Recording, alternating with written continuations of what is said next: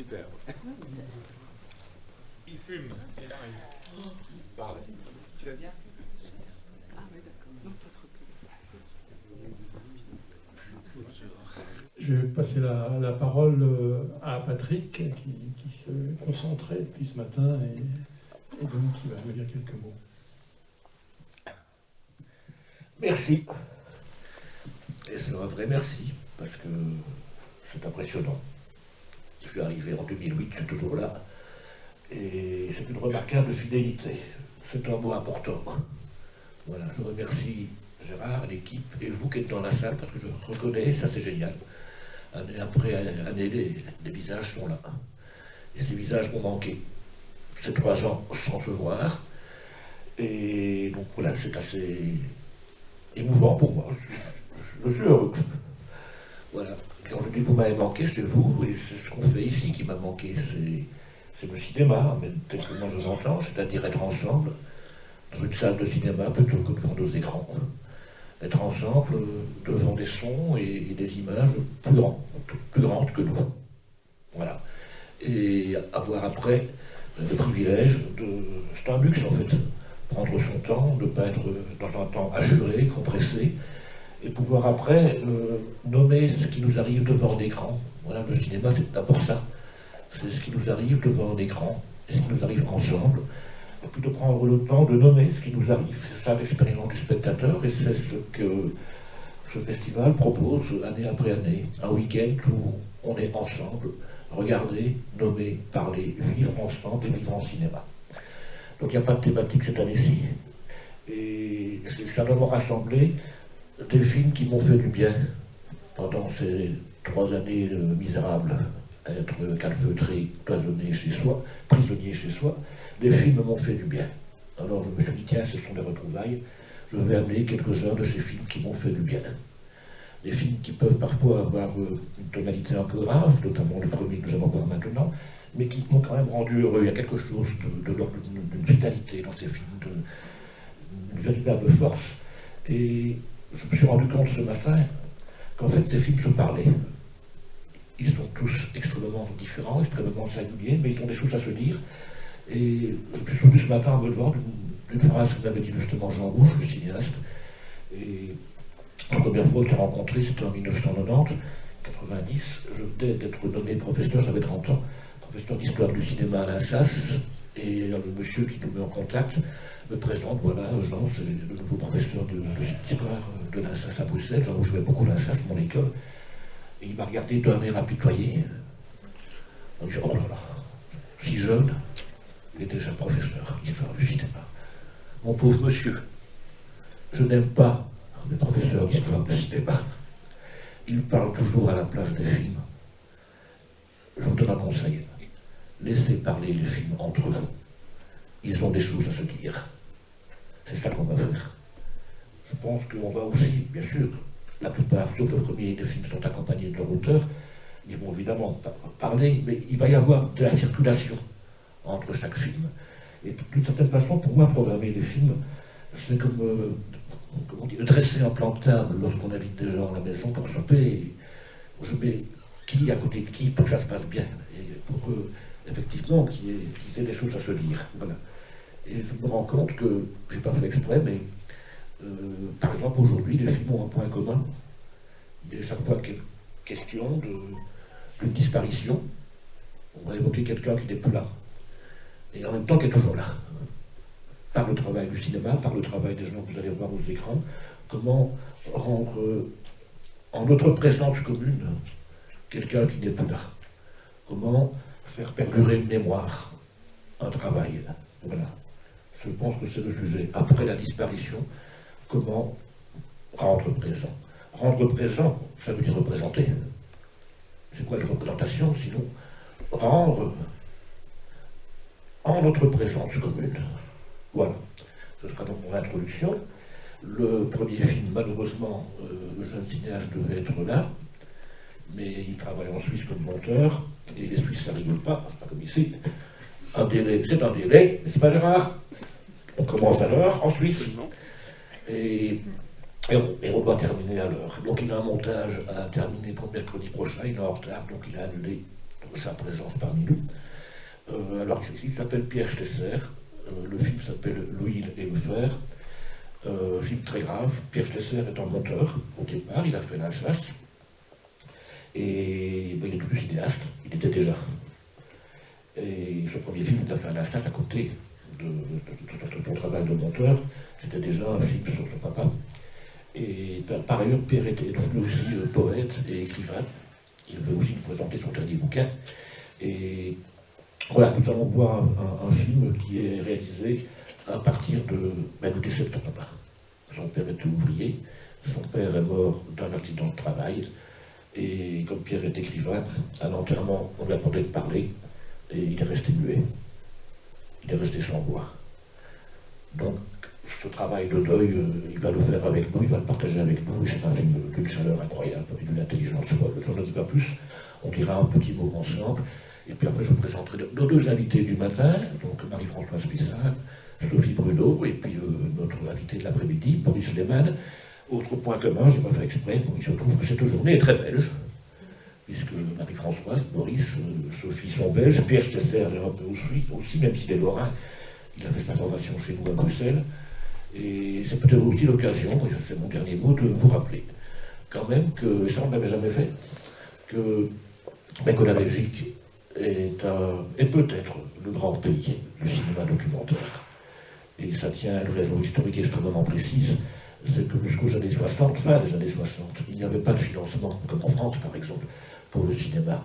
Pour faire des films, il fallait en passer soit on avait de l'argent personnel, soit on en passait par quelques commandes officielles. Chaque ministère avait un budget consacré à des films de commande, voire de propagande, ou alors c'était des institutions, des musées par exemple, ce qui a donné une espèce de grande tradition, effectivement, de traiter un sujet, comme on vous le demandait, mais en même temps, on veut être cinéaste, donc on tourne autour du sujet. C'est un point commun, c'est un cinéma documentaire mais extrêmement essayiste, où on dérive, c'est plutôt que de traiter le sujet, c'est à propos du sujet, ou à partir du sujet. Voilà, il y a quelque chose de l'ordre de ce qu'on appelle en cinéma un film essai, un film d'essai documentaire, à la façon de Jean Vigo, d'une certaine façon, qui, dans À propos de Nice, et pas Nice, avait inventé ce qu'il appelait un point de vue documenté. Voilà. Et documenté par quoi? Par le film lui-même, par le film en train de se faire, par le travail du film. Et le film que nous allons voir maintenant a commencé comme ça. En fait, il voulait faire une fiction à partir du travail de son papa. Il a commencé à faire des repérages, et le film est parti tout seul. Il s'est dit non, c'est pas une fiction, vous êtes déjà en train de tourner ce film, c'est un documentaire. Et le film peut se construire chemin faisant. Voilà, c'est le film en train de se faire, appelle la suite. Il suffit d'allumer la mèche.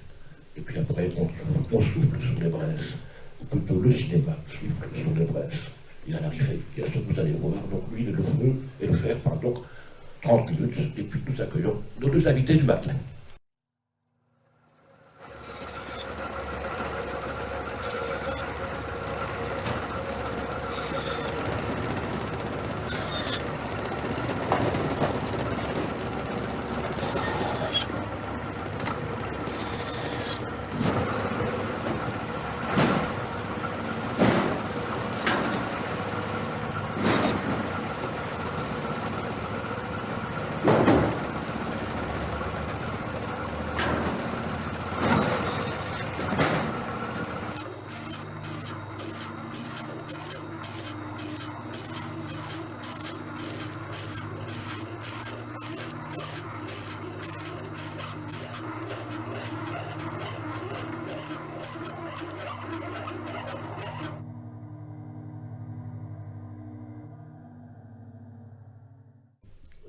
D'abord, c'est un très beau film sur le retour. C'est l'histoire d'un garçon, fils d'ouvrier, plein de rage et de colère sur ce milieu, qui est foutu de camp, qui était tout à Bruxelles, qui s'est coupé de ce monde-là. Il a fallu la mort du père pour qu'il comprenne la beauté de ce monde-là. C'est un film sur les mains, et ce sont des mains savantes, dit-il. Donc du coup, c'est un très beau film sur la classe ouvrière. La classe ouvrière qui se définit d'abord par des mains. Des mains qui, au risque que sa main soit coupée. J'en tremble encore quand je vois le gamin et son papa scier du bois, et oui, un écart et la main est coupée. Ça me frappe d'ailleurs dans la plupart des films du groupe Medvedkin, que je vous ai déjà présenté ici il y a quelques années, un collectif de cinéastes ouvriers, vraiment ouvriers. Il est question dans chacun des films, des mains. Et donc ces mains, ce film est certes un hommage au père, mais c'est d'abord un hommage au père en tant que classe ouvrière. C'est un hommage à la classe ouvrière. Et dans cette classe ouvrière, il n'y a pas que des hommes. Je suis très ému de voir que ça se termine par d'autres mains. Celle d'une femme, la grand-mère, qui elle aussi répète mécaniquement, jour après jour, jusqu'à l'épuisement, les mêmes gestes du quotidien, les mêmes gestes du travail. Et ce n'est pas rien que ce jeune cinéaste consacre son premier film aux mains des pères et des mères. Voilà, et à leur savoir. Et au milieu, ce plan que je trouvais, cette séquence que je trouve exceptionnelle, l'irruption du cinéma direct, l'irruption des motards, cette espèce de brute qui vient pleurer sur la tombe du père, qui était un des leurs. Voilà. Après, j'ai peut-être un... Oui, et puis parlons quand même juste un autre petit caillou. Le film est sonore, certes, mais sans voix. Parce que les douleurs sont muettes. Et cette douleur s'écrit, se dit par l'écriture. Et le fait qu'il n'y ait pas de témoignage, qu'il n'y ait pas de parole, nous amène, je pense, induit une certaine place pour le spectateur. C'est moi qui fais aussi le travail, parce que je dois lire. Je dois lire le texte en même temps qu'il apparaît. Et donc je fais moi aussi ce travail d'entrer dans le deuil de ce jeune homme. Il me semble que le fait de devoir lire ce texte nous amène dans une relative intimité. Non, une intimité certaine même, à l'intérieur même de la douleur de ce garçon. Voilà, personnellement je trouve que c'est un très très beau film. Donc, je ne sais pas ce que vous en pensez, je vais peut-être demander quand même un petit mot à nos deux amis cinéastes, donc Marie-Françoise Pissard, que je présenterai tout à l'heure, Sophie Bruno. Je sais que vous avez vu le film aussi, je pense. Non. Oui. On l'a vu ensemble il y a quelques mois. Après, moi, je ne le définis pas comme ça, brut pour point, après une deuxième fois, comme un film sur la condition ouvrière. Je trouve que ça dépasse ça d'une certaine manière, parce que il y a le monde paysan aussi, il y a peut-être des indépendants qui travaillent le bois, et du coup, je ne le perçois pas comme... en revanche, sur le travail qui tue et sur le fait qu'on se tue au travail, oui, là, je peux même m'identifier d'une certaine manière, parce qu'on est dans des pratiques obsessionnelles où aussi on se tue à la tâche, et cette culpabilité de prendre soin de soi, de prendre du temps avec les autres. Donc je tire plus des ficelles dans ce sens-là. Et après, je le trouve très réussi au niveau de l'écriture sur le fait que le texte s'adresse à nous. Et donc l'auteur, à nous ici dans la salle, qui l'écoutons, et dans une forme d'intériorité en fait, qu'il partage. Et lui filme les autres, et les autres se laissent filmer. On sent que ce sont des proches, des membres de la famille, des anciens camarades. Et donc, c'est plus effectivement lié à une géographie sociale. Et il y a une phrase qui dit sur la violence de partir, l'autre est revenu parce qu'il n'a pas supporté. Et ça, je trouve assez fort, parce qu'il y a tout cette espèce d'aliénation et ce conditionnement par rapport au milieu, et le fait de se séparer au point de devenir étranger à son propre milieu. C'est quand même un monde d'hommes essentiellement. Alors effectivement, on remarque d'autant plus qu'il y a une femme à la fin, mais qui a perdu ses hommes, donc qui se retrouve quand même seul de par la condition des hommes dans cette géographie et à cet endroit-là. Du coup, le fait que ça parle pas, c'est aussi très violent en fait. Alors heureusement qu'il y a cette petite phrase qui nous dit qu'elle n'a pas voulu parler, mais qu'elle a parlé avec d'autres choses que les mots, notamment les mains. Et elle a parlé parce qu'il la filme avec une dimension affective qui est évidente en fait.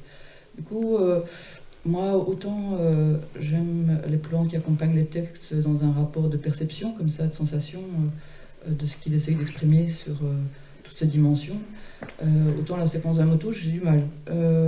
Ouais, même la deuxième fois, parce qu'elle me sent moins justement dans les perceptions que le reste, comme si elle travaillait autrement. En revanche, j'aime bien cette fin où il part vers des formes plus symboliques, comme ça, avec les outils quasi des natures mortes, où il joue avec quasi des formes de vanité qui nous interpellent avec les traces. Mais donc voilà, je trouve qu'il y a une forme d'expérience sensible liée à la dimension sociale qui est très intéressante sur comment ça peut nous travailler pour nous poser des questions et nous faire finalement ressentir des choses qui ne sont pas nécessairement évidentes si on s'éloigne de la théorie. Donc en ce sens-là, je le trouve singulier. Tu peux dire pour moi, il y a ce livre qui s'appelle Réparer les vivants, lui c'est Réparer les morts. Il a fait ce film. Il a fait ce film, il dit mon père il était dans le déni, donc c'est comme s'il n'avait pas le choix de le faire. Et quand il dit je suis revenu et ça sentait la rouille et l'oubli. Alors je pense à cette phrase, ne meurt que ce que l'on oublie. Et donc lui, il ressuscite son père, par tout ce présent qu'on a vu. Donc moi j'aime beaucoup ce film.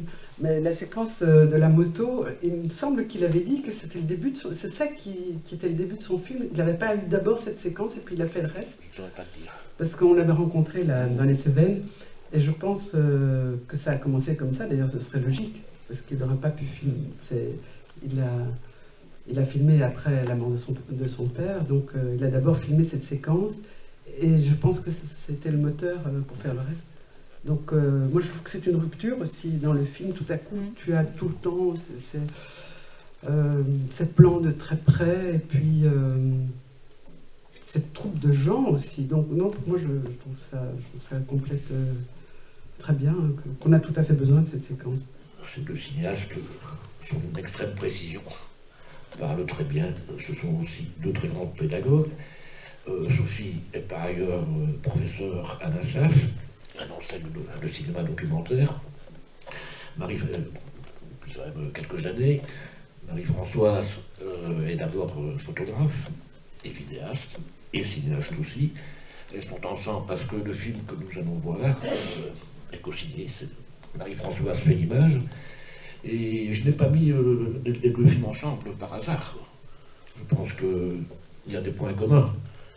Nous allons maintenant entrer dans l'atelier de Cézanne et nous venons de sortir de l'atelier du papa avec la même attention aux objets et aux gestes. Le cinéma de Sophie, il y a quand même un fil rouge qui est quand même souvent la question du travail aussi, et du travail qui tue. Elle a fait un film qui s'appelle « Ils ne mourraient pas tous », avec Marc-Antoine Rodil, un film que nous avons vu ici. Ils ne mourraient pas tous, mais tous étaient frappés. Un film ultérieur s'appelle « Rêver sur le capitalisme », où on voit à quel point le travail qui tue aussi de lui, jusqu'à nous en faire cauchemarder. Et dans tous ces films, il est aussi tout le temps, me semble-t-il, question du soin, de prendre soin. Voilà. Donc ça c'est pour introduire votre film. Après on va regarder et on va dialoguer ensemble, et puis tous ensemble.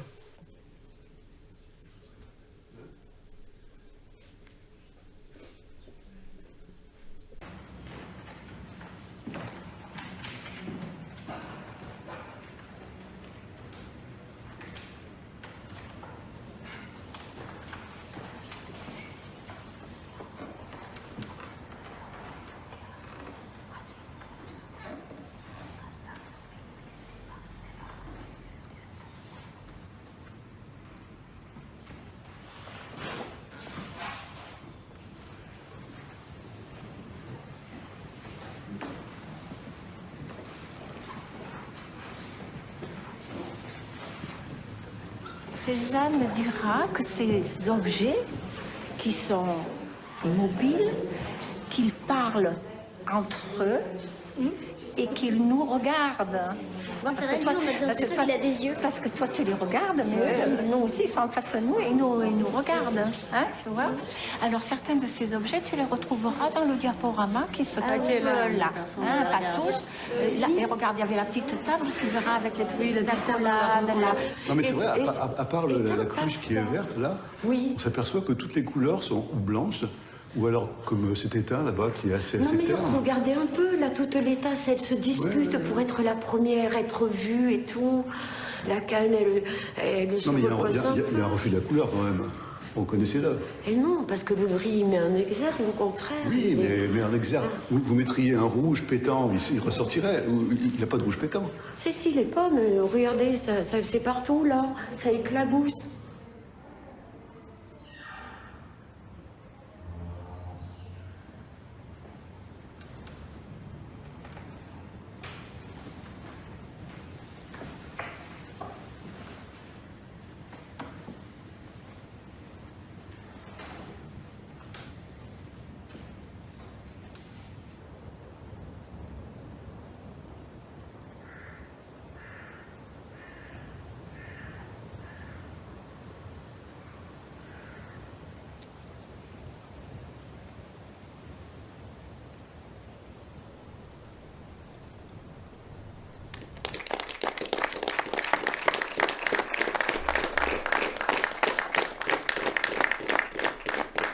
Juste un mot, et puis on va faire circuler.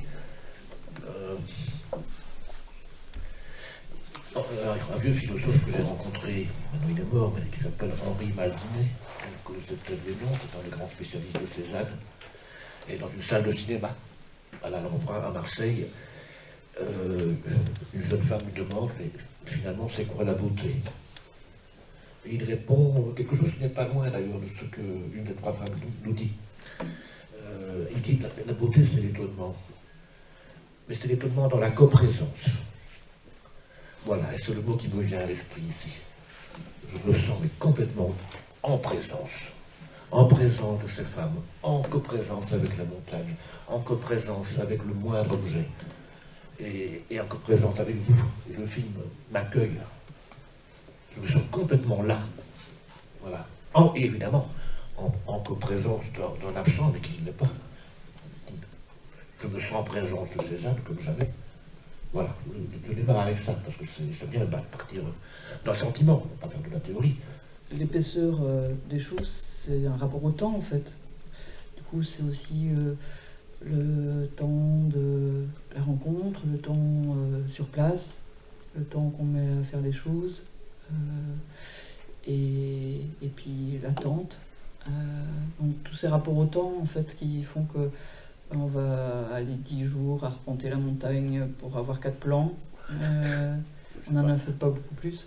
Et qu'on était allé l'été d'avant pour repérer là où Cézanne avait travaillé, en fait, choisir nos propres axes à partir de là. Donc je pense toujours qu'il y a des couches implicites, en fait. Il y a des différentes formes d'invisible, parce que le film travaille beaucoup l'invisible, dans cette coprésence. Et que du coup, ça commence déjà là, dans la préparation de comment on s'imprègne, en fait, de différentes façons. Mais pour filmer la Sainte-Victoire, effectivement, il y avait déjà eu, en dehors du fait que j'y étais allée 20 ans auparavant, puis qu'on y était retourné avec Marie-Françoise, c'est tous ces temps accumulés, en fait, dans la prise de connaissance, qui fait qu'à un moment donné, on est peut-être capable de filmer et de voir des choses qu'on n'aurait pas vues s'il n'y avait pas eu tout ce temps-là, en fait. Ça, c'est le propre aussi de l'observation. C'est voir ce qu'on n'aurait pas vu si on n'avait pas observé. Et que je pense qu'on est dans des pratiques où il y a une nécessité de ce rapport au temps. Et que c'est notre travail de passer ce temps-là.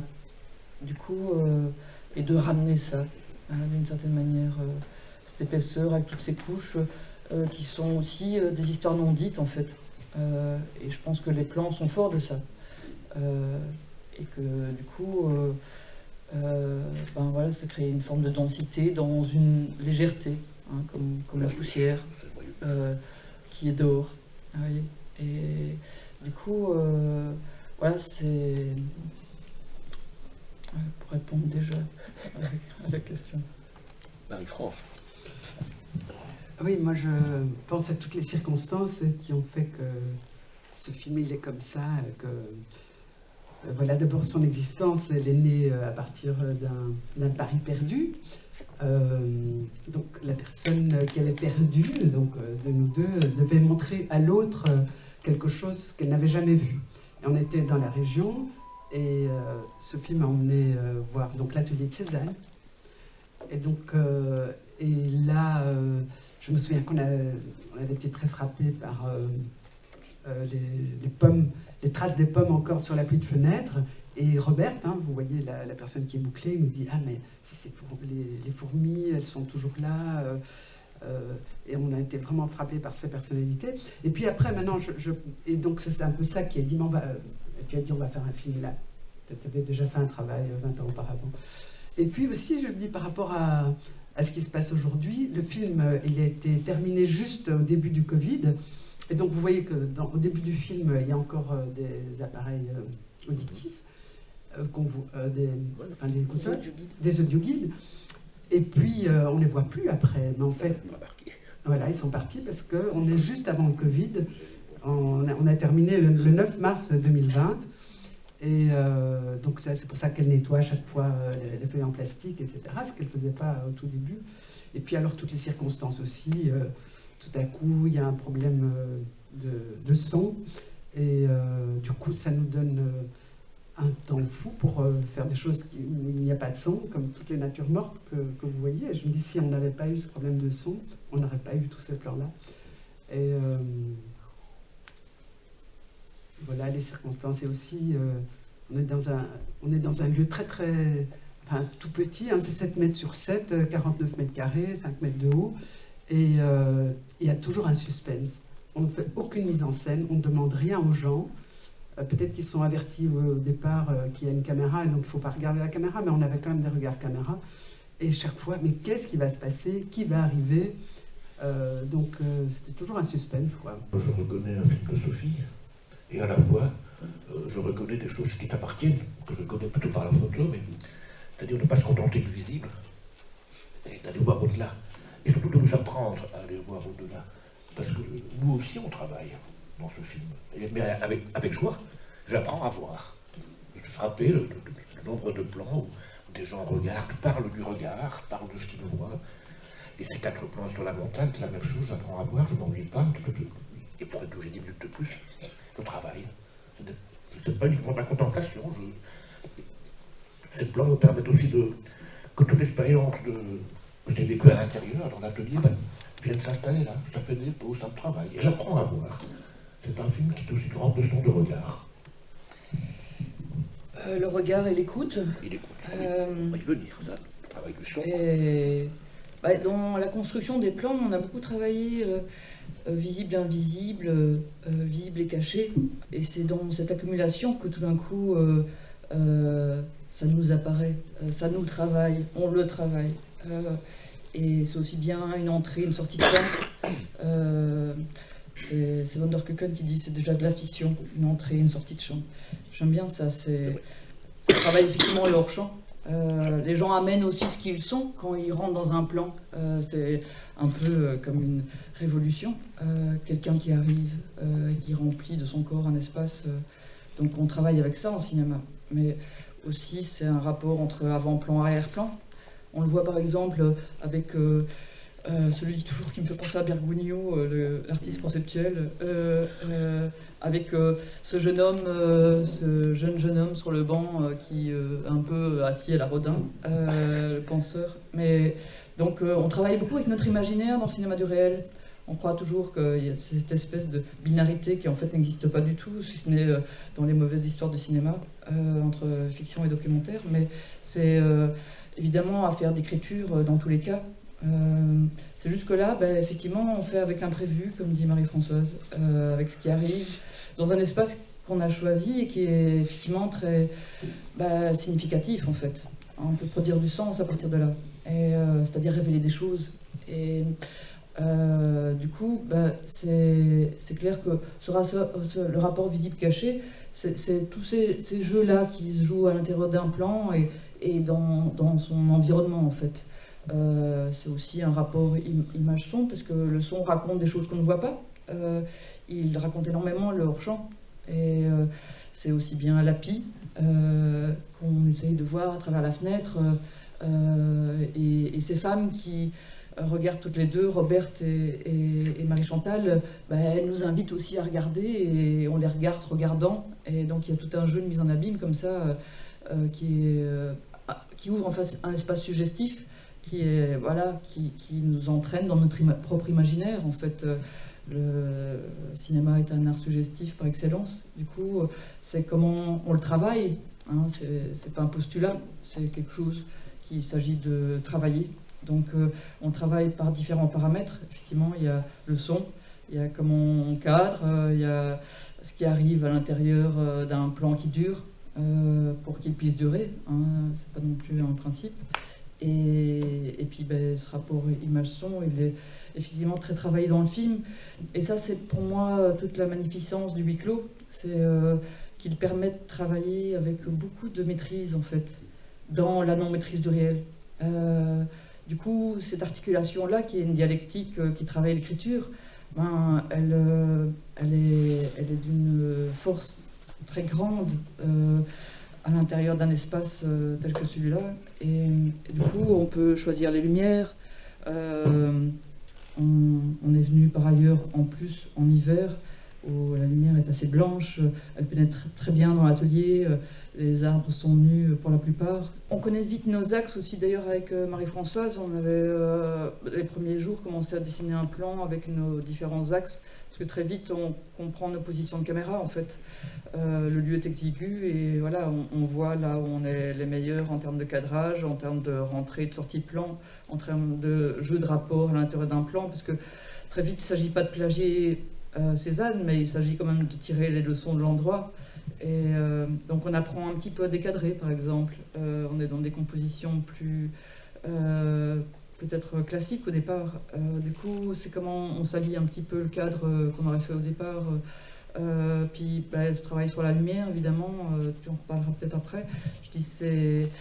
et puis après, c'est comment on comprend les chorégraphies, en fait. Il y a toujours des chorégraphies à l'intérieur d'un espace qui font que les gens vont à un certain endroit, ils rentrent de certaines façons. C'est aussi un film sur la porte pour moi, dans le sens où, étant donné une porte, elle s'ouvre, quelque chose arrive et qu'on n'attendait pas. Mais donc il y a effectivement du suspense dans la vie même. C'est juste qu'à un moment donné, il faut pouvoir la saisir d'une certaine manière sans tomber dans un cinéma d'urgence. Donc c'est aussi tout l'enjeu en fait. Du coup, on travaille beaucoup les plans comme des micro-récits en fait. C'est à chaque fois des espèces de fragments, mais qui racontent des histoires à la fois en soi et dans le rapport aux autres et dans la construction de plusieurs plans, mais qui forment des séquences. Et ça, c'est très particulier parce que c'est quelque chose qu'on ne peut pas découper de manière anticipée, mais en même temps, il faut l'accompagner pour changer d'axe, pour construire la séquence au moment où elle se déroule, quoi. Du coup, moi j'aime bien ce côté-là, ça m'excite assez en fait, de découper une séquence qui n'existe pas encore au moment où ça se déroule, et la deviner alors qu'elle se développe. Parfois, elle est morte-née, parfois, elle continue jusqu'à plus soif. Finalement, on participe aussi à cette chorégraphie, on danse avec les choses. Mais du coup, c'est comment on essaye de sentir ce qui se passe à la fois dans un rapport au présent et à la fois dans une forme de vision du présent, du futur, quoi. Et du coup, on a la petite équipe et puis on va faire corps, quoi. Et donc c'est aussi des questions de coprésence. Parce que Marie-Françoise rappelait, on est dans 50 mètres carrés. voilà, on est très proches. Hein. Quand le Bergogneau parle avec Robert et après avoir fait sa leçon professorale sur Cézanne et l'art moderne, elle prend la parole et elle le ramène aux sensations, en fait, aux émotions, au percept et à l'expérience des choses.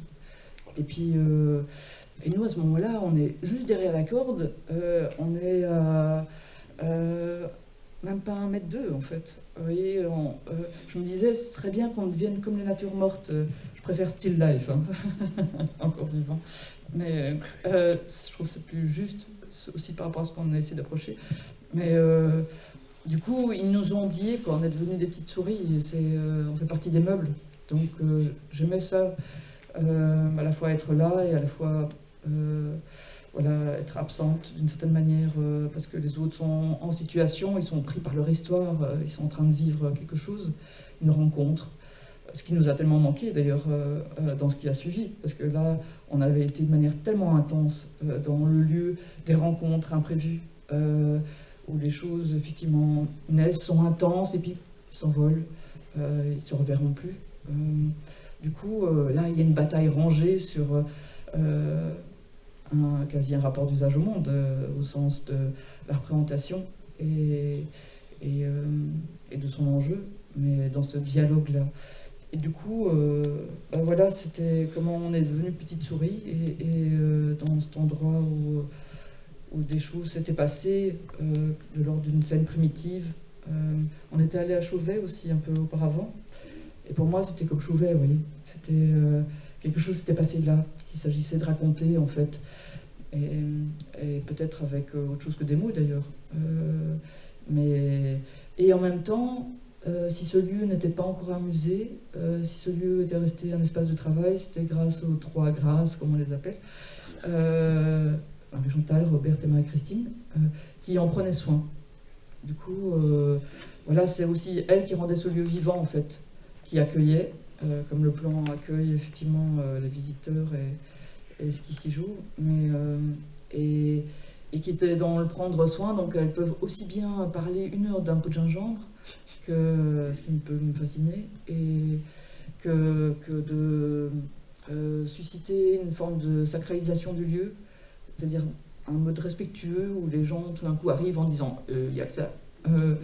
Et ben, elle dit prenez votre temps, observez, regardez, et puis petit à petit il se déleste d'un rythme accéléré qu'impose justement le travail tel qu'il est devenu, ou nos modes de fonctionnement, ou le flux simplement du quotidien, et il rentre dans un autre rythme qui fait que des choses apparaissent qui n'existent pas selon le rythme effectivement qu'on adopte.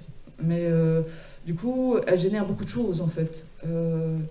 Et ce soir-là, c'est aussi bien effectivement la cérémonie des pommes avec Marie-Chantal, où au départ on peut sourire et rigoler, et puis en fait elle nous entraîne à comprendre qu'il y a quelque chose qui se joue là, qui est voilà, la forme effectivement de la grande cérémonie du thé. Moi j'ai vraiment eu la sensation tout au long du chemin, par rapport à l'exercice de regard évidemment, que au tout début pour moi c'est des touristes, et je vois un groupe de touristes, et le cliché aussi du groupe de 15 personnes, et je me dis alors là ça va être un film autour de... Et petit à petit, ces touristes, ils deviennent, moi dans ma perception en tout cas, ils deviennent des gens qui apprennent à regarder, et qui apprennent à voir, qui regardent mais qui apprennent à voir. Et moi j'apprends à les voir autrement que comme des touristes. Et pour moi, ça s'est fait le basculement au moment des baigneuses, quand il y a la description du tableau des baigneuses, où ils nous disent c'est pas des femmes, c'est pas la beauté des femmes comme on voit habituellement, ce sont des formes géométriques et comment elles s'inscrivent dans l'espace. Et à ce moment-là, petit à petit, j'ai perçu aussi les gens que je voyais à l'écran comme des formes géométriques qui se dessinaient dans l'espace, avec aussi les échelles. Et je me suis dit petit à petit, c'est un film d'une cinéaste, d'une photographe, mais aussi de peintre. Moi, j'ai perçu que c'est un compliment. J'ai vraiment trouvé que c'était un film de peintre.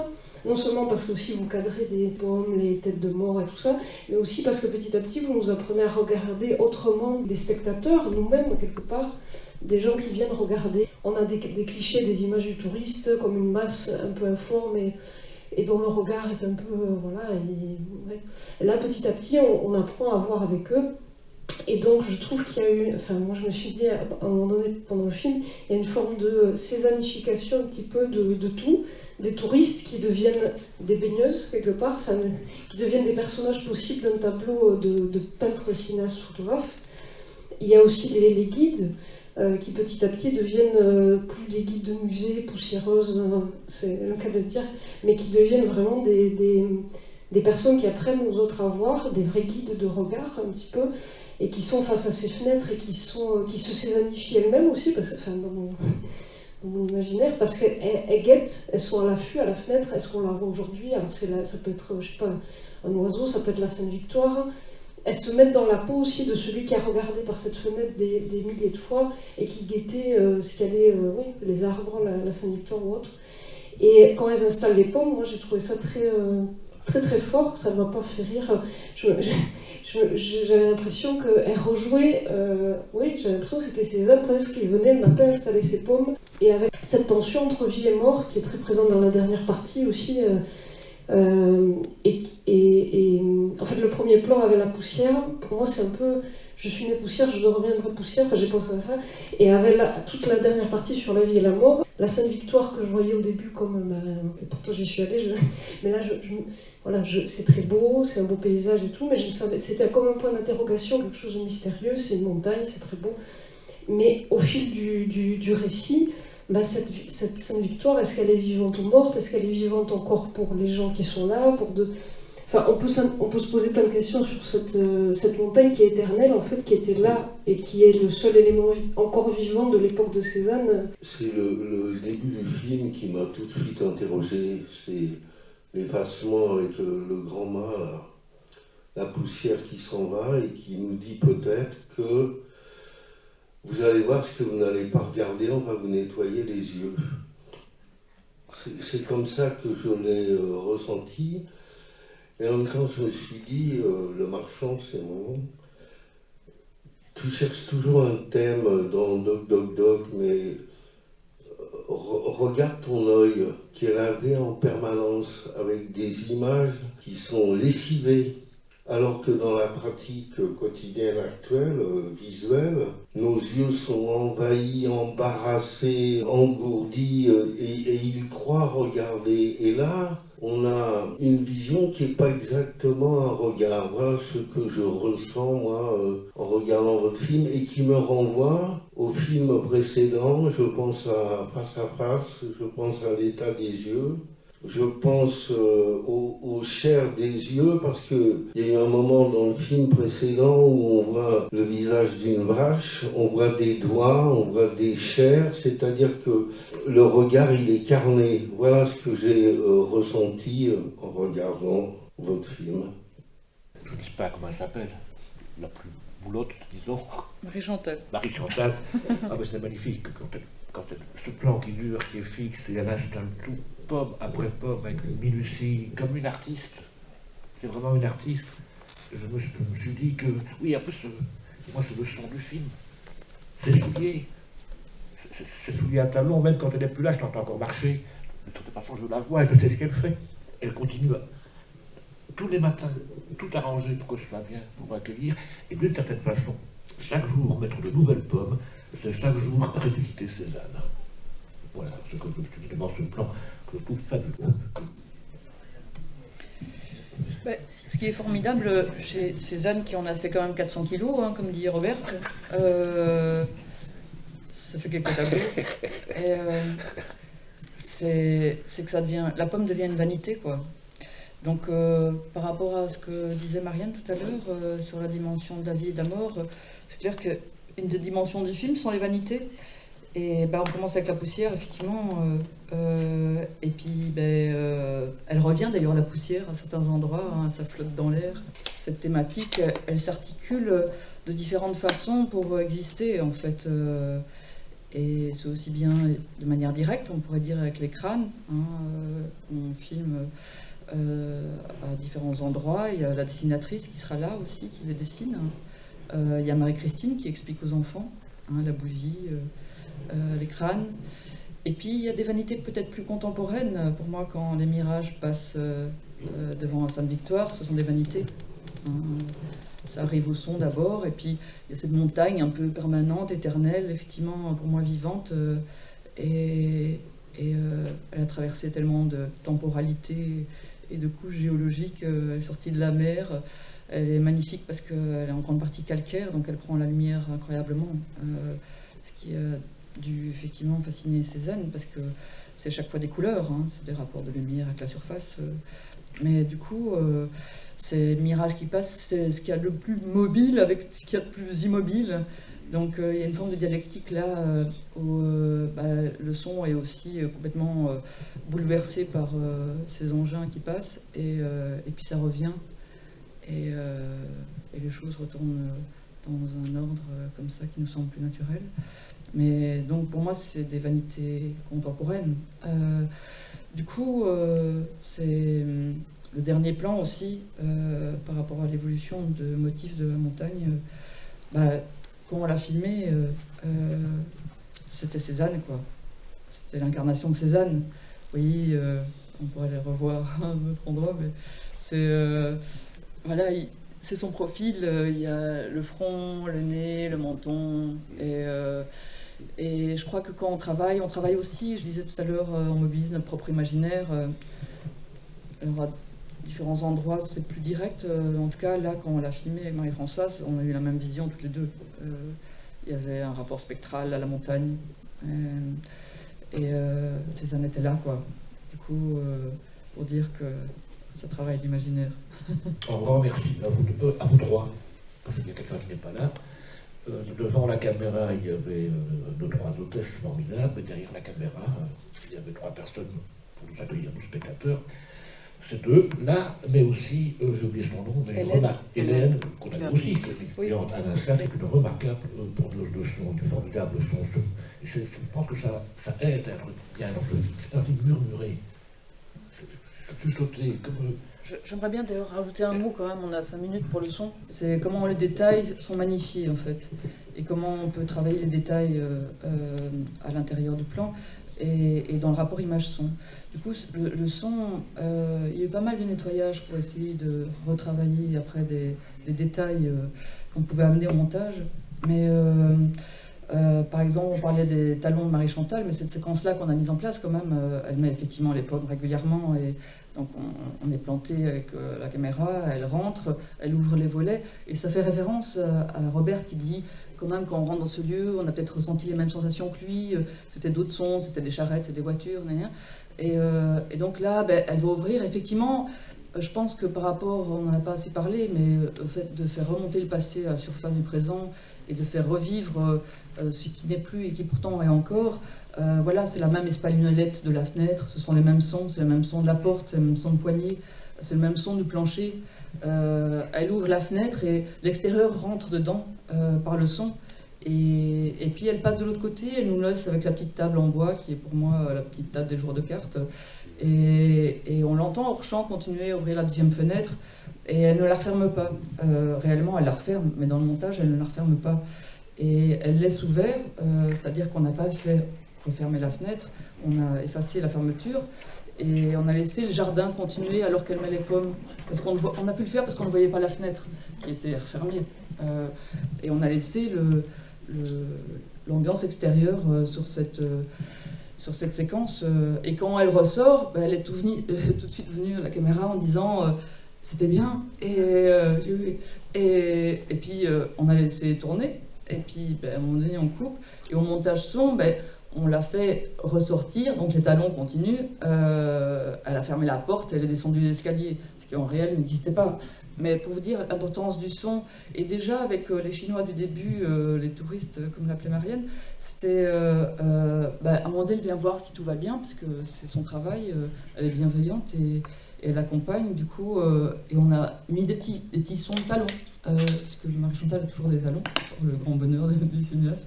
Et du coup, voilà, tous ces détails sonores qui n'en sont pas, en fait, qui deviennent vides, essentiels, parce que elles personnifient, là pour le coup, Marie-Chantal, et puis elles font exister le silence aussi, l'air de rien. parce que quand elle s'en va, elle nous laisse la seule avec l'atelier. C'est le seul moment où on est en présence des choses, livrés à nous-mêmes, et où on peut profiter de l'endroit comme si on était privilégié et qu'on nous avait laissé quasi oubliés en fermant la porte. Donc le travail du son, parfois il sauve aussi des raccords de plan, hein, pour vous dire, toujours dans la même séquence, qu'on pourrait décortiquer une heure, comme Chantal son pot de gingembre. C'est quelqu'un qui a une forme de dyslexie comme ça dans la praxis. Et, si on lui dit, bon, vous ouvrez la porte, vous déposez le panier de pommes, on ouvre les fenêtres, puis vous reprenez surtout le panier de pommes, et puis vous ressortez... Et il était 8h30, donc il ne fallait pas trop traîner parce que les visiteurs arrivent, même si c'est l'hiver qu'il y en a moins, parce qu'il y en a 80 000 par an, pour vous dire quand même comment ça intensifie ce lieu. Il ne faut pas du tout y aller l'été. C'est pas le même film. Et du coup, lui dire ça, ça la bouleverse complètement. En fait, elle rentre et tout d'un coup, elle ne sait plus dans quel ordre, si elle doit déposer les pommes, ouvrir la fenêtre, la refermer avant d'ouvrir, je ne sais plus. Et du coup, j'ai compris qu'il fallait arrêter d'essayer de la diriger, en fait, même si c'était pour moi très léger, mais c'était déjà trop. Du coup, elle oubliait chaque fois le panier de pommes sur la table. Alors, on ne peut pas comprendre pourquoi elle l'avait après dans le plan suivant, si j'étais directement dans le jeu. Et du coup, on a recommencé 3 fois, puis je dis ok, stop.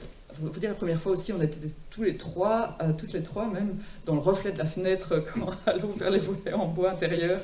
On était, du coup, on la recommence. Et donc, on joue aussi parfois de la répétition. Même si tout ce qui est visiteur, là pour le coup, on accompagne dans le rapport direct. Mais avec elle, c'était nos complices et ça c'était très agréable. Et on a refait beaucoup de bruitage, de tiroirs, de la commode, quand il y a les deux japonaises qui regardent, où l'une est cachée par l'autre et elles ne font plus qu'une à un moment donné. Donc c'est aussi, effectivement, comme soulevait Marianne, comment on essaye, comme Cézanne, de... jouer avec les corps, c'est peut-être là la leçon, et comment on s'approprie ce qu'il a pu nous apporter pour le transformer à notre façon par rapport à notre propre écriture, parce qu'effectivement là on est en cinéma, mais donc les formes deviennent des corps, des géométries, des volumes, des beautés aussi plastiques en fait, mais vivantes et avec des expressions. Alors, pour vous dire, parfois, on comprend aussi ce qu'on fait tout en le faisant. Il y avait cette attitude qui revenait souvent des gens qui lisaient, puis on s'est dit, tiens, on a déjà vu ça dans l'histoire de l'art, en fait. Et puis, effectivement, on est tombé sur un bloc le soir, en rentrant au logement, des liseurs et liseuses dans l'histoire de l'art, où il y en avait des centaines, tout le monde avait fait ça, en fait. Et donc voilà, on en est d'autant plus conscient, donc on le travaille davantage. Mais comme Marie-Christine, elle a sa petite table en bois, c'est quand Robert, elle fait le mot croisé, ou Robert après avec les deux gars, quand ça discute ensemble, pour moi c'est les joueurs de cartes, vous voyez. Et donc ça travaille comme ça, où les femmes deviennent les baigneuses. Et donc on est travaillé par Cézanne, finalement, peut-être là où on ne l'attend pas. Vous voyez, parce que des fois, des gens sortent de la salle pas contents du tout, parce que c'est pas le film qu'ils attendaient. Ça arrivait quelquefois. Bon, ça reste une minorité, hein. Je me rassure. Mais c'est parce qu'ils veulent voir des tableaux, en fait. Ils veulent voir une hagiographie, ils veulent une chronologie, ils veulent savoir quand a été construite la maison, quand elle... Enfin, voilà, c'est autant de choses qu'ils n'auront pas apprises en regardant le film, peut-être. Mais après, je leur dis, mais si, vous avez vu Cézanne, sauf que vous vous en rendez pas compte encore. Mais il était là. Puis c'est peut-être un gros trousseau de clés, ce film, pour ensuite aller au musée d'Orsay, pour aller voir les tableaux. Et que c'est peut-être pas une peinture si évidente à approcher de manière directe. Et puis, en fait, peut-être qu'on a vu... J'ai eu envie, un peu comme Robert, qui dit parfois... Mais vous êtes à l'intérieur d'un tableau, en fait, c'est Cézanne qui a peint les murs. C'est le peint de la 3D. Et je me suis dit, j'aimerais faire un film comme si on rentrait dans un tableau, en fait. Et filmer à l'intérieur de ça. Donc, voilà. Merci pour l'écoute.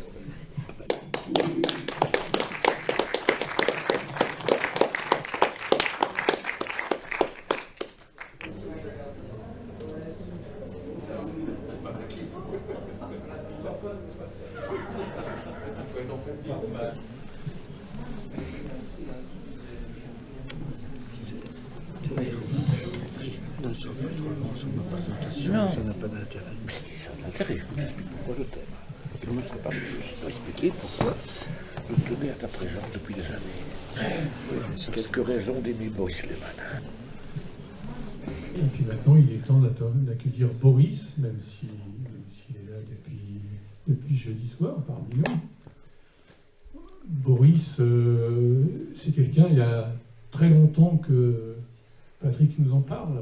La toute première fois qu'il est venu à Villejuif, je me dis, mais comment vous ne connaissez pas Boris Lehmann?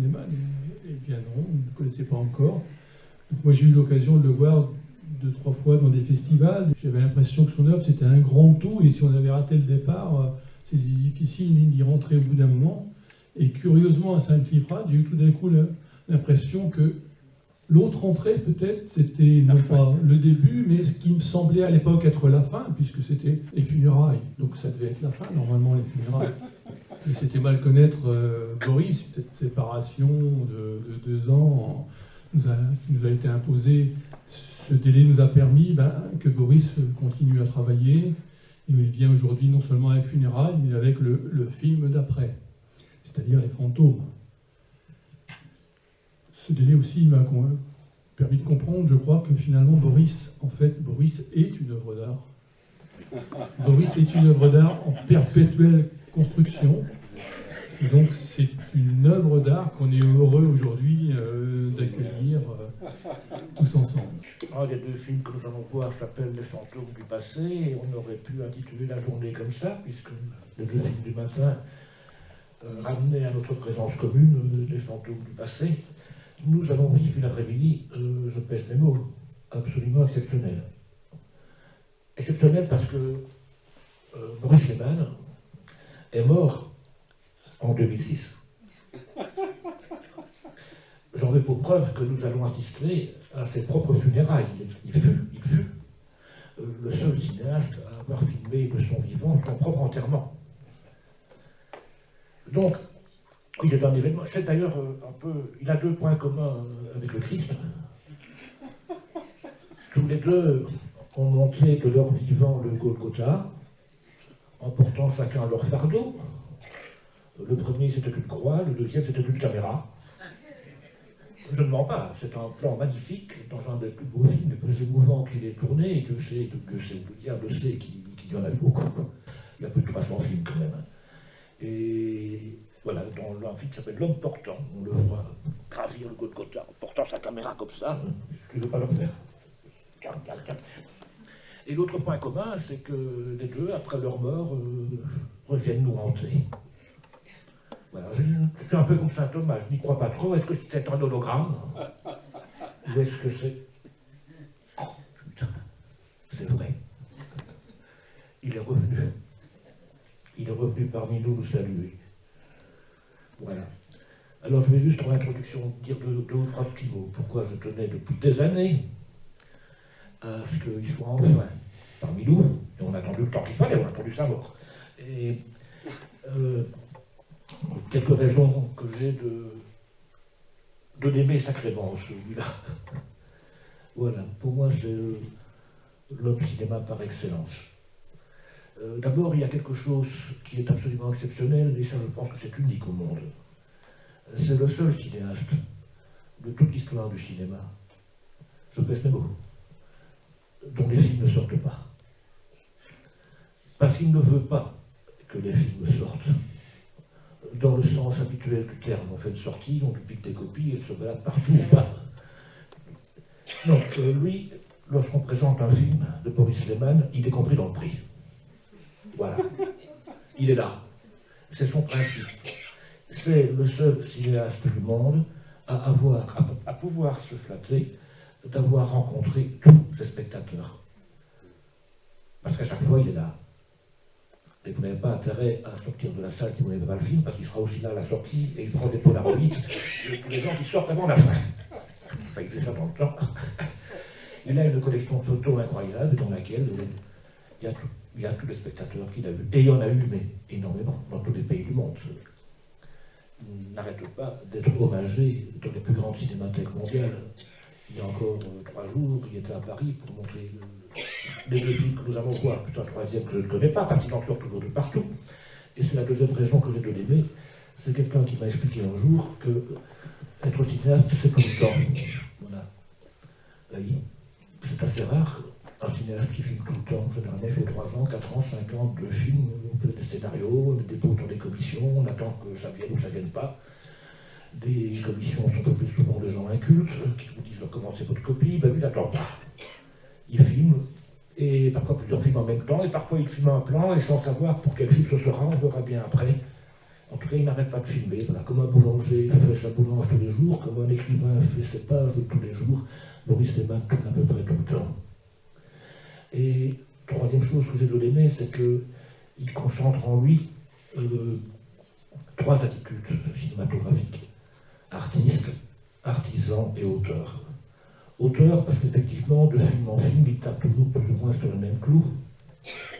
Autre rapport avec le Christ. Et artisan, parce que c'est lui le producteur. Il n'y a pas de producteur. C'est lui qui...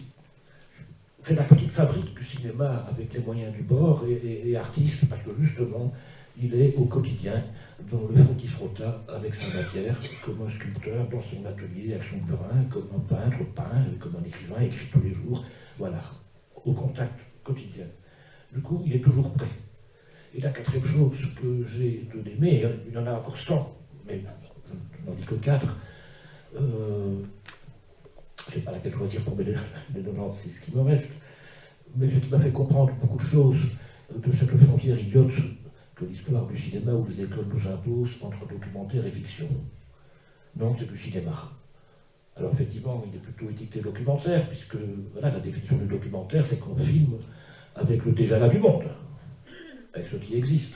Boris filme avec ce qui existe, Bruxelles, ses amis, ses rencontres. Mais en même temps, c'est de la fiction dans la mesure où ces éléments, ils créent des situations. Souvent, on dit Boris Lehmann, c'est le cinéma de l'autobiographie, du journal intime filmé. C'est vrai, c'est pas vrai. Quand vous écrivez un journal, qu'il soit filmé ou écrit, vous écrivez ce que vous avez fait dans la journée. Lui fait la même chose, mais ce qu'il fait dans la journée, il l'a créé. Il l'a créé pour le cinéma. Il a créé des situations. Quand il monte de Golgotha avec sa caméra, c'est une situation. En ce sens, c'est un véritable artiste. Il crée des moments de cinéma. Et on pourrait dire que, je ne connais personne d'autre à ce point-là, que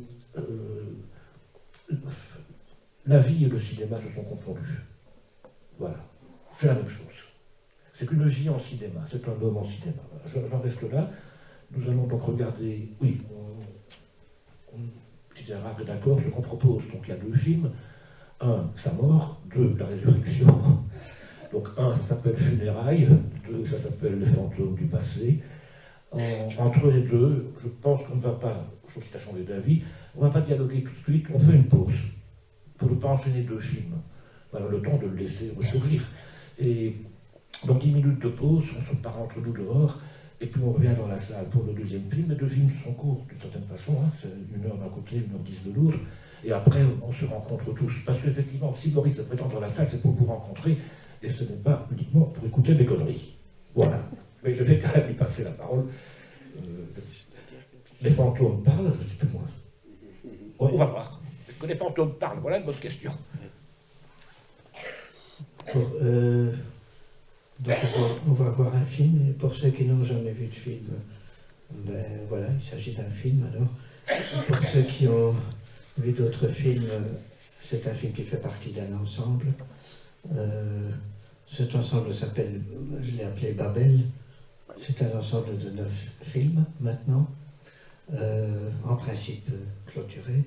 En principe. Que j'ai commencé en 1983, donc c'est un film qui s'est déroulé sur une trentaine d'années,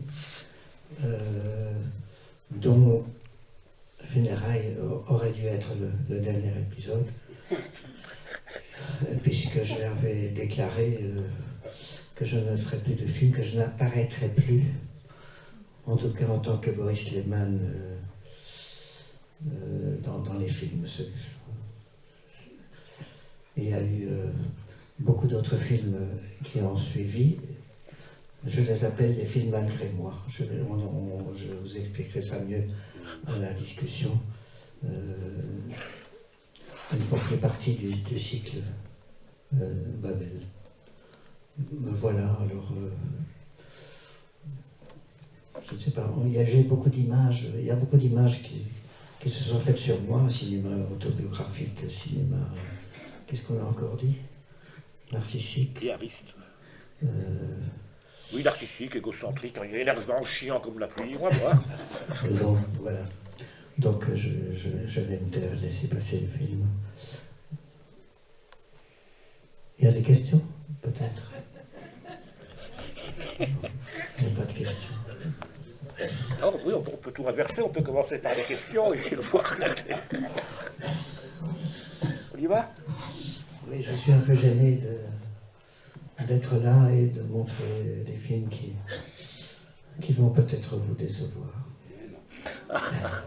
Oh. Tous ensemble, il a besoin d'être assuré.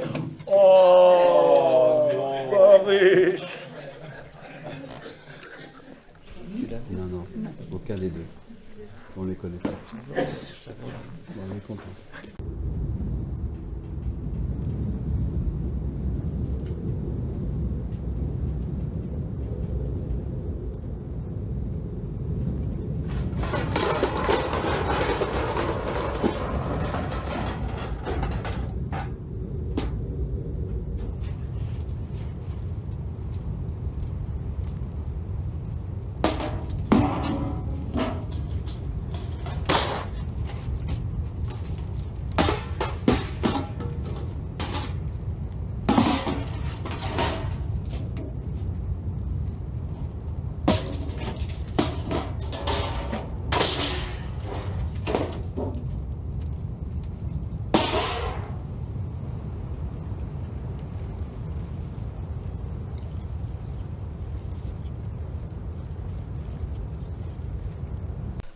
Il y a un besoin de parler, je l'entends.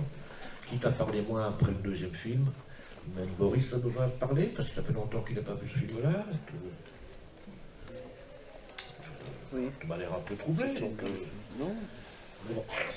Je vais commencer par donner la parole à Boris, et puis à vous directement, plutôt qu'à moi. Je pense que c'est un film qui demande quand même, qui pose question. Et qui ne peut pas rester indifférent. Je pense que vous devez avoir ou des questions, ou des contradictions, que sais-je, mais besoin de parler. Mais c'est vrai que quand je le vois, c'est toujours bien pour moi mon dernier film. J'ai fait au moins une dizaine de films après, mais ils ne sont plus du même ordre, j'ai l'impression. On va vérifier ça tout à l'heure. Voilà. Je suis toujours étonné de voir un film parce que je ne sais pas vraiment vous raconter comment je l'ai fait. Parce qu'il n'y a pas de... Il y a un projet, bien sûr, mais il n'y a pas vraiment de scénario.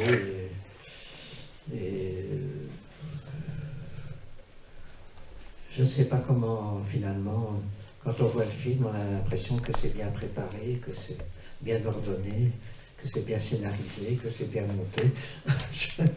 Et moi-même, je ne comprends pas comment j'y suis arrivé. Mais c'est vrai pour tous ces films. Ce que tu ne dis pas, c'est que on n'est pas dans la logique habituelle où il y a un tournage. Ce tournage peut durer 3 ans.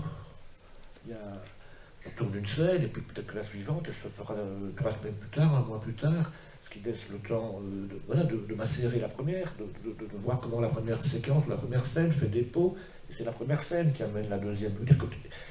Certes, comme tu dis très bien, il y a un projet, mais il n'y a pas de préméditation, il n'y a pas un programme. Il y aura la scène 1, la scène 2, la scène 3. Donc quand on tourne la scène 1, on ne sait pas ce que sera la scène 2.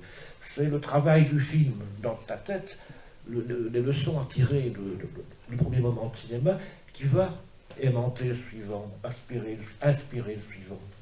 Ça, c'est très particulier comme méthode de travail. Un film comme Babel, le premier épisode, Lettre à mes amis restés en Belgique, ça a duré 3 ans. 10 ans. 10 ans. Bon, on ne sait jamais, oui, c'est 10 ans, on va dire 10 ans, hein, je te crois, mais... Non, voilà. 10 ans. Ah oui. Et entre-temps, on en fait un autre. Oui, je faisais plusieurs films en même temps. C'est parce que, surtout dans les années 80, disons, j'arrivais à faire un film par jour, parfois 2 films par jour. Donc, bon, ce sont des petits films improvisés. Et puis il y a d'autres films qui prennent beaucoup de temps, qui se font sur 10 ans, 3 ans, parce que j'accumule des petites scènes, et puis il y a une matière, et puis on travaille la matière, et on monte, et il y a un grand travail sur le montage, sur la structuration. Le scénario vient à la fin, en fait, le récit. Alors, est-ce qu'il y a des questions fondamentales? Ou même moins fondamental. C'est difficile, peut-être, à chaud, de parler de ça. Moi, je voudrais dire un mot. Oui. Là, on vient de voir un film de Boris Lehmann, mais je pense que le film de Boris Lehmann, il n'y en a qu'un. C'est l'ensemble. C'est comme des fragments de films. Ils se répondent tous. Il y a vraiment une œuvre. Et cette œuvre, si je devais la décrire d'un mot, que je partage avec mon ami Jean-Joël, qui a le même sentiment que moi, c'est une immense odyssée.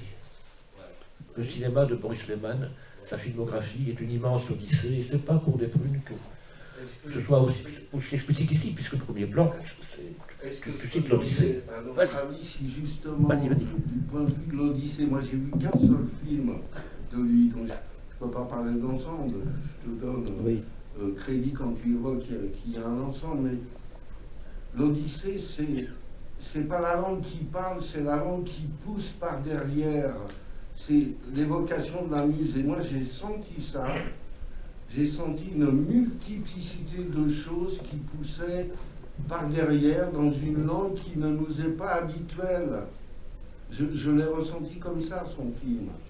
Et en même temps, il y a un mélange, il y a du grotesque, il y a de la farce, il y a un humour qui passe, mais le tout dans un arrangement mélangé. Voilà comment j'ai ressenti les choses. Tu veux rien dire? Oui, je peux répondre par cette formule que j'ai déjà utilisée. Ce sont les films qui me font, et c'est pas moi qui fais le film. Mais bon, ce n'est qu'une formule, comme on dit. Très belle formule. Oui. Là-bas, sans micro. Oui, moi j'ai été très...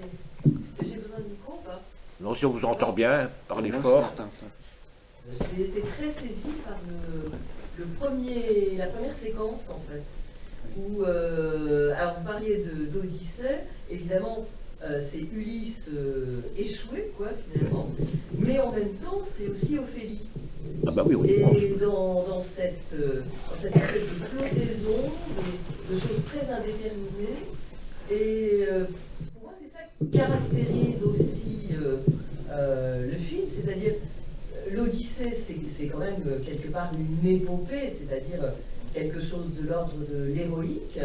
Et il y a quelque chose dans votre personnage qui contredit l'idée d'héroïsme, finalement, qui est cette chose vraiment qui flotte tout le temps, et le personnage est toujours flottant. Donc, pour moi, c'est cette espèce de dialectique, de contradiction entre les deux, qui fonctionne de manière vraiment très forte, hein, et qui fonctionne aussi dans la scène de dialogue avec le photographe aveugle, par exemple, toujours comme un effet comme ça de double dans cette flottaison. Voilà, et ce personnage qui est à la fois Ulysse et Ophélie, j'ai trouvé que c'était une trouvaille absolument extraordinaire.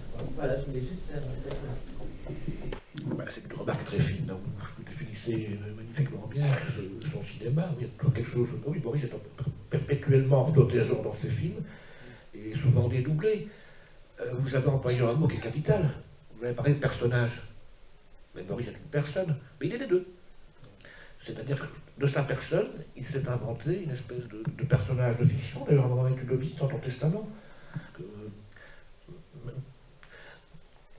Tu as documenté ta propre fiction.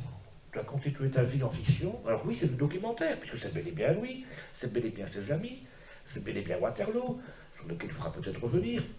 Mais Et en même temps, c'est fiction, il y a toujours un jeu. Il y a du jeu, c'est un mot que j'aime beaucoup à son sujet. Boris n'arrête pas de jouer, même avec la gravité. Il y a tout quelque chose de l'ordre du décalage. C'est pour ça que je dis souvent que c'est le plus belge des cinéastes. Tout est décalé. Là, c'est quand même un film très grave. Variation autour de ma mort, on pourrait l'appeler comme ça. Et en même temps, quel bel enterrement. Je me bien comme ça, moi aussi. Et après, on chante, on danse, tous les gens sont en couleur, on met des vêtements colorés, et il y a une fanfare. Ça me fait penser à presque à du Jean Vigo, enfin, au début de la Talente, il y a ce grand cortège, ça fait penser à ça. Il y a du jeu, la scène où tu essayes les cercueils, pour être sûr qu'il se soit assez confortable, parce que tu pourras mettre tes bouquins et un peu de tabac, c'est de la terre, on joue. C'est de la fiction, il n'est pas mort, il est là. Et en même temps, il est mort, à un moment donné, on y croit. Moi, il y a des moments où j'ai envie de pleurer, je me dis, merde, mon Boris, j'étais même pas à l'enterrement. C'est vrai, puis en même temps, une manière de parler avec légèreté, parfois même avec drôlerie, de choses graves, voilà, toujours tout décalé. Et alors un mot sur Waterloo, parce que ce n'est pas... Moi, ça me touche énormément, que, puisque c'était supposé être son dernier film, il se termine où, évidemment, où va-t-il être enterré? À Waterloo. Waterloo, qui est le lieu de naissance de la saga Babel. Le premier plan de Babel, le premier épisode, c'est Boris à la place du lion, et qui explique qu'il ne sait pas ce qu'il va faire, mais il va quand même le faire. Et ça dure 10 minutes, voilà, il parle, je ne sais pas où il va mettre, qu'est-ce qu'on voit bien, je sais juste que c'est le début d'une grande aventure. 40 ans plus tard, elle se clôture, évidemment, à Waterloo. Oui, on aurait pu montrer ce premier plan. J'aurais bien aimé. J'ai oublié de le programmer, je ne l'ai pas ici à côté. Je pense que là, on pourrait peut-être le montrer demain si on a un peu de temps. Pour enchaîner, peut-être, alors, on va enchaîner, disons. Attends, il y a Geneviève qui a une question. Geneviève, qui est une grande admiratrice, a une question. Alors, on va chercher le micro. La question, c'est un ressenti de spectatrice. Ah bah, c'est encore bien. Voilà, je trouve que votre film nous met nous, spectateurs, dans un espace et dans un rapport extraordinairement confortable. On est dans un état de tension et en même temps on ne se sent jamais pris en otage par vous, par votre mise en scène. Voilà. On presse avec notre libre arbitre et on joue avec vous. Quand vous voulez jouer, on rentre dans la gravité de quand même ce qui est un rituel particulièrement, important, c'est ce rapport à la mort, à notre mort, à la mort de l'autre, etc. Et à aucun moment on est toujours à un endroit où finalement on choisit nous-mêmes de s'installer parce que vous nous permettez d'y être. Oui, mais je voudrais préciser quand même que c'est pas vraiment un film sur la mort. Donc c'est plutôt un film sur la préparation de ma disparition. Donc il n'y a pas de scène de violence, si vous voulez. Il n'y a pas de tir au Kalachnikov. Brûler des films, c'est quand même... Oui. Voilà, mais c'est un thème qu'on peut retrouver déjà dans d'autres films, la disparition, l'effacement. Alors, pour parler du film qu'on va voir, Fantôme, qui a été fait donc 2016, quelques années plus tard, je répondrai à monsieur là que les muses sont dans le film. Là. Donc il y en a deux, vous les reconnaîtrez assez facilement.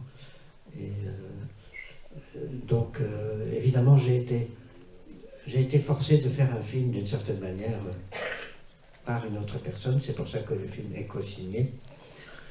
Donc je l'ai appelé un film malgré moi. Et tu as même dit que tous les films qui suivent celui qu'on vient de voir sont des films malgré toi. Ben développe. Oui. Non, je ne vais pas développer maintenant, je crois qu'on a compris. Voilà, ce sont quand même des films, que je le veuille ou non. Voilà, donc c'est un film assez récent, donc je ne sais pas très bien encore ce que j'ai fait, je ne l'ai montré que trois ou quatre fois. Voilà, c'est curieusement un film qui est... Comme j'ai déclaré que j'avais terminé comment on appelle ça, ma carrière de cinéaste, mon parcours, les grands festivals qui m'avaient toujours invité se sont abstenus, donc ce film-ci n'est plus jamais invité dans aucun festival. Bah si. Oui, festival, petit festival. Oh bah, du festival. T'as bien mangé, t'as bien pris, le public est formidable. Qu'est-ce qu'il faut ? Je parle des festivals au sens classique, qu'on appelle festival catégorie A, dans le cercle des cinéphiles et des professionnels. C'est mieux ici. Voilà. Je veux parler de Cannes, Berlin, Rotterdam, Montréal, etc. Où mes autres films sont passés. Voilà. Mais bon, ça c'est une anecdote. On va regarder Fantôme du passé, qui a un sous-titre, il y a souvent des sous-titres. Donc, comment... Je ne sais plus, je ne savais pas qu'il y avait un sous-titre. Je ne sais pas. On va voir, ça peut être marqué. L'histoire est entrée en moi.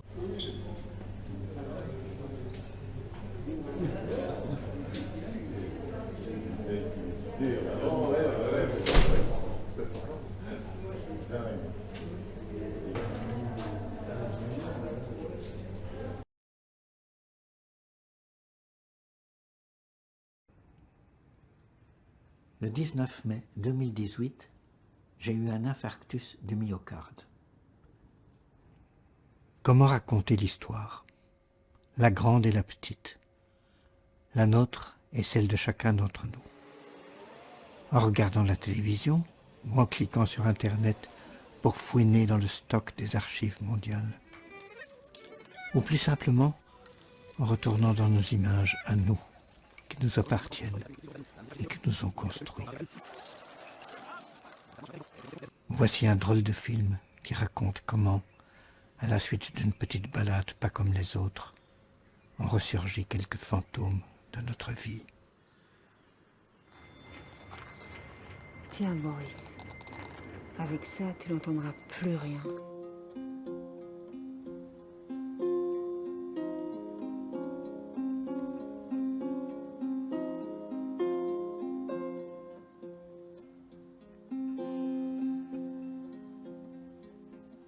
La vie s'écoule, la vie s'enfuit. Les jours défilent au pas de l'ennui. Parti des rouges, parti des gris. Nos révolutions sont trahies. Parti des rouges, parti des gris. Nos révolutions sont trahies.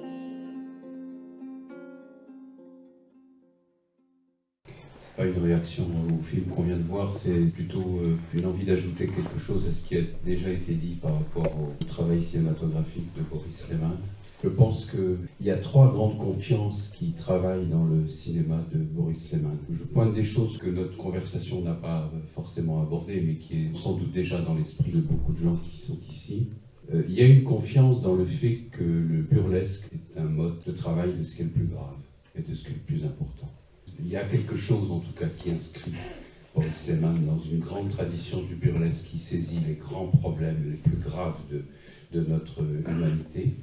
Il y a une deuxième grande confiance qui est la confiance dans le plan séquence. Il y a un rapport à la durée des plans dans le film précédent, c'est manifeste.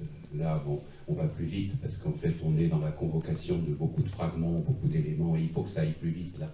Parce qu'il y a d'une certaine façon le kaléidoscope de tout ce qui fait des fragments de mémoire qui doit être traité rapidement. Et il y a une autre grande confiance, parce que c'est un cinéaste établi en Belgique, qui est donc inscrit dans le cinéma belge. Il y a une grande confiance dans le fait que le cinéma est un art du présent du pays. Et là, quand on a ce plan furtif où le visage de Boris est enrubanné d'un scotch aux couleurs de la Belgique, là, complètement saisi, enfermé dans ce scotch. Là, on a une image de ça, mais ce sont plein de moments de ce cinéma qui pratique cette confiance. Voilà, moi c'est pour ça que je pense que ça concourt à définir ce travail comme du grand cinéma. Boris est aussi historien d'une certaine façon. Il a vraiment filmé la Belgique pendant 60 ans. J'ai oublié de le dire dans mon introduction, mais le premier film de Boris Lehmann date tout juste il y a 60 ans. 1962. C'était ton premier exercice de cinéma quand tu es entré à l'Assas. Voilà, il y a encore une rime. Boris Lehmann est entré à ça, c'est même le premier à y être entré. Il est 62, et dans l'école où j'enseigne moi, et où Sophie Bruno, quand nous avons vu le film ce matin, enseigne aussi le nouveau des rimes. Et mine de rien, ce que je trouve très impressionnant ici, c'est de me rappeler que tout ton cinéma assure une connexion entre l'intime et le monde, entre l'intime et l'histoire, et notamment l'histoire de Belgique. Tout y est. Et ce que j'ai envie de dire ici, le premier mot qui me vient, c'est solitude peuplée. Voilà, c'est un film, effectivement, on va vers la fin, même si j'espère que tu feras la grève de la faim, FIN, mais tout ton cinéma est là-dedans, dans ce qu'on vient de voir. Tu as vraiment allé chercher tes plans de tout ce qu'on retrouve partout. La prégnance de la chanson, qui est dans tous tes films pratiquement. On n'en a jamais parlé. L'importance du chant, je voudrais même t'en dire un mot. L'importance des pâtisseries, que l'on retrouve dans tous ces films. La présence amicale, c'est un cinéma hospitalier. Qu'est-ce qu'ils sont beaux, les gens que tu filmes. Et c'est pas parce qu'ils sont pas beaux naturellement, ils sont beaux parce que tu es attentif à eux, ils sont accueillis dans les plans. C'est un cinéma de l'hospitalité, aussi ton cinéma. Très émouvant d'ailleurs, cette longue séquence où on retrouve les visages de ta vie. Et tu as raison de le dire, en tout cas pour moi c'est bouleversant aussi, parce que la moitié de ce truc-là, c'est pas les 2/3, et c'est les gens que j'ai connus aussi. Mais en même temps, ils sont tous beaux là. Faire du cinéma, c'est quand même filmer ce qui est, pour qu'un jour on voit ce qui fut. Et il y a de ça dans ton film. Il y a toujours une trace, mais une trace qui redevient du présent. Là, je parle un peu dans tous les sens, parce qu'on n'a pas beaucoup de temps, mais il faut faire réagir. Oui, on exhume les archives personnelles.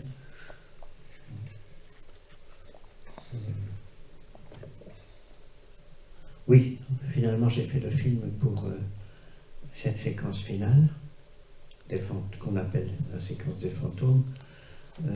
Tout le reste n'était qu'un prétexte finalement. Voilà.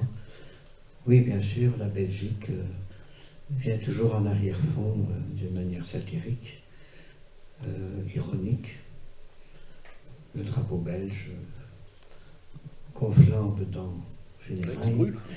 Ici, la Brabançonne qui intervient, les discours du roi, et les lieux où j'ai toujours filmé, c'est-à-dire Waterloo, la mer du Nord, et les Fagnes, c'est le lieu où Fanchon chante. Voilà.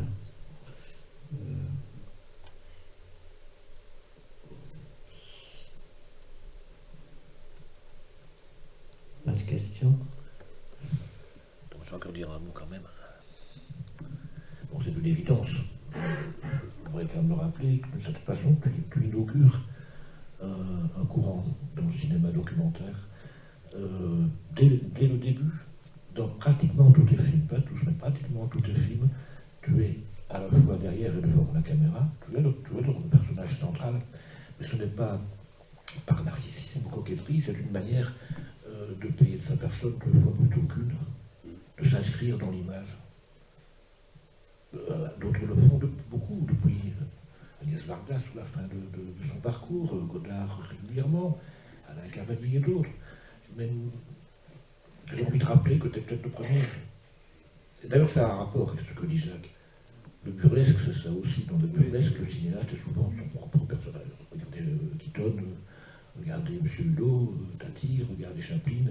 Il y a de ça ici. Le corps burlesque est un corps qui se colle aussi, qui n'est pas toujours accordé au monde qui l'entoure. Voilà, je voudrais rappeler ça sur un petit point d'histoire, mais tu es précurseur de quelque chose en ce sens. Je ne sais pas. Je ne sais pas. Je ne sais pas. Il y a Jonas Mekas avant moi. C'est différent. Donc, oui, ce n'est pas une chose délibérée. Je veux dire, je suis entré dans mon cinéma comme acteur, on peut dire, parce que j'ai été avant acteur de théâtre et acteur dans les films des autres. Et ça ne m'a pas beaucoup plu. parce que j'ai souvent été mis en scène mal, ou pas de la manière dont j'aurais voulu être mis en scène. Je ne suis pas tombé sur des grands metteurs en scène que j'aimais. Donc j'ai fini par entrer dans mon propre cinéma, de me diriger moi-même. C'est venu un peu d'une manière naturelle, disons. Oui, Babel étant le prototype de tout la matrice de tout ce qui allait suivre, mais bon, j'étais déjà apparu dans quelques films avant. Ceci dit, je ne trouve pas ce film-ci tellement burlesque, mais je le trouve un peu mélancolique. Oui, je parlais pas de celui-là. Oui. Je parlais en général. Mais mélancolique, mais c'est pas nostalgique, mélancolique. Mélancolique, nostalgique, non, peut-être. La mélancolie. Mais même pour ceux qui auraient vu d'autres films dont j'ai pris quelques extraits ici, avoir les extraits ici, ils sont mis dans un autre contexte et ils ont une autre fonction, même explicative. Des choses qu'on ne comprenait pas, que je faisais la grève par exemple, ça n'était pas expliqué dans l'autre film.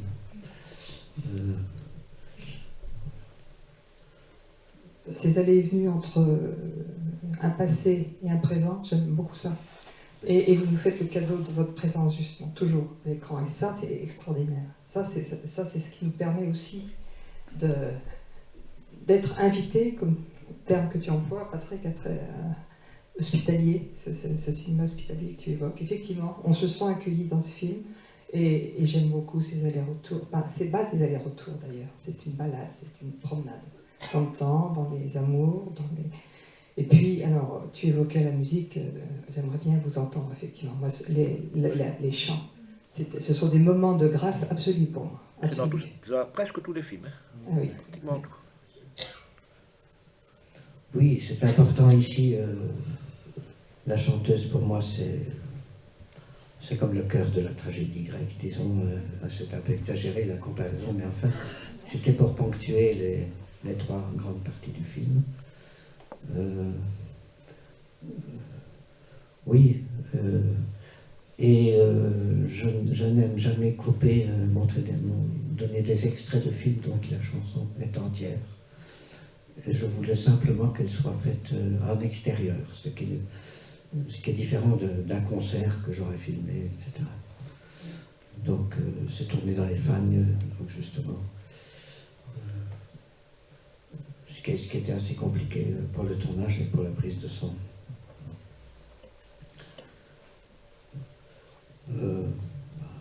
Qu'est-ce que je peux dire? Oui, ma présence, évidemment, c'est toujours un peu étrange parce qu'on me voit ici maintenant, on me voit dans l'image dans le film, on me voit à des périodes différentes.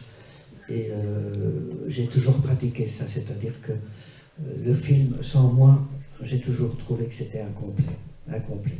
Je ne peux pas me détacher de mes films. Bon, c'est peut-être un handicap, un défaut, je ne sais pas.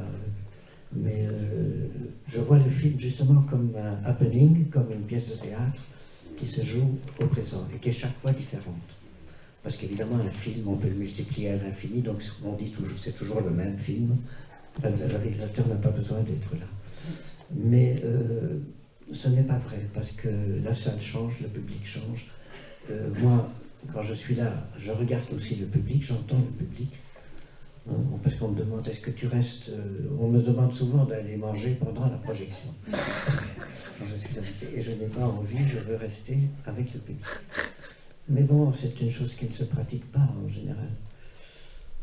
Alors, voilà, avec l'arrivée du numérique, tout s'est un peu effondré parce que les films sont partout, sans moi, piratés ou non.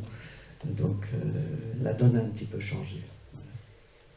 Alors, je vais ajouter un complément d'information. Pour les plans séquences, bon, je veux dire, la partie de carte, par exemple, donc, a été filmée sans opérateur, donc d'une traite, sans trucage. Donc pour l'anecdote, on a voulu faire une autre version, justement découpée, truquée, comme on dit, pour le cinéma, avec un opérateur, etc. Mais ça ne fonctionnait pas. On sentait la triche. Donc on l'a conservé comme ça. C'est pas la peine de me demander si les prophéties sont justes ou pas justes. On peut toujours trouver ce qui nous arrange. Mais je crois que Sarah a joué vraiment son rôle. Voilà. Les grandes idées, l'idée du masque et de Sarah, l'idée des cartes aussi, l'idée de me tirer les verres du nez, comme on voit, et c'est d'elle, voilà. Et donc, c'est ce que j'expliquais, c'est que c'est Sarah qui m'a tiré vers le film, vers la réalisation. Évidemment, je me suis emparé aussi du tournage et du film, bien sûr. Pour finir par jeter le masque. Et voilà.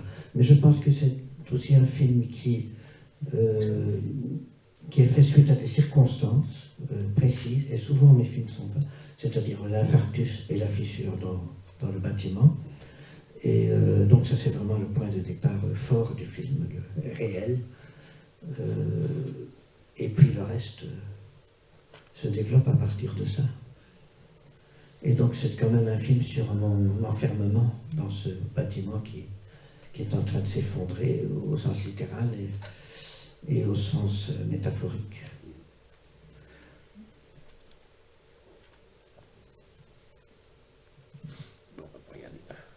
Moi j'avais une question sur l'utilisation du silence en fait, sur l'utilisation du silence, sur beaucoup de plans, enfin, vraiment le parti pris qui est assez fort.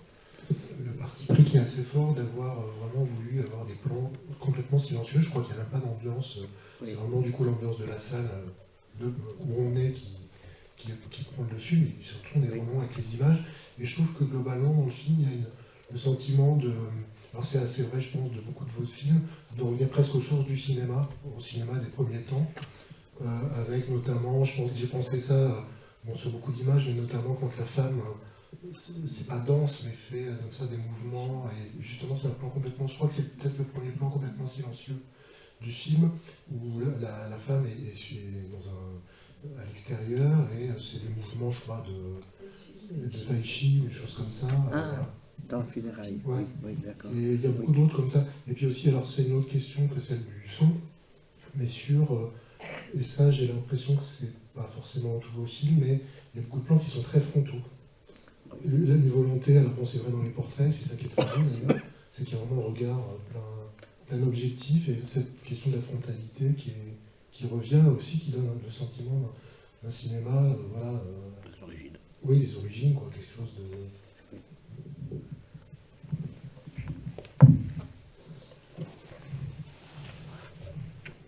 Non, vous avez raison, oui, cinéma frontal, il n'y a pas vraiment de contre-champ. Donc, la scène est complète dans le plan. Et on joue dans le plan, c'est-à-dire qu'on entre dans le plan, on sort du plan. L'action se passe dans le plan. Voilà. Et il y a aussi des récurrences dans le film, par exemple la fissure revient 2-3 fois dans le film, évidemment, jusqu'à la fin.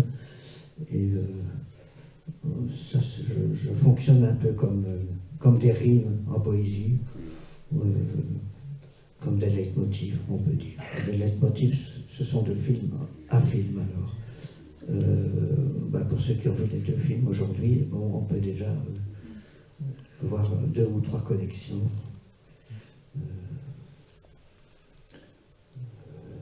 Waterloo, les funérailles, et je ne sais quoi, la mer du Nord. Oui, la mer du Nord, oui. Et justement, les funérailles sont citées, mais sans le son. Oui, exact, oui. Tout ce qui est de l'ordre du passé, voilà, on dirait le son est perdu. Il n'y avait pas moyen de mettre du son. Bon, j'ai mis une musique de Gesualdo à un moment, que j'appelle la musique des anges, enfin je ne suis pas le seul à dire ça. Mais voilà, c'était un peu pour remplir le silence, je dirais.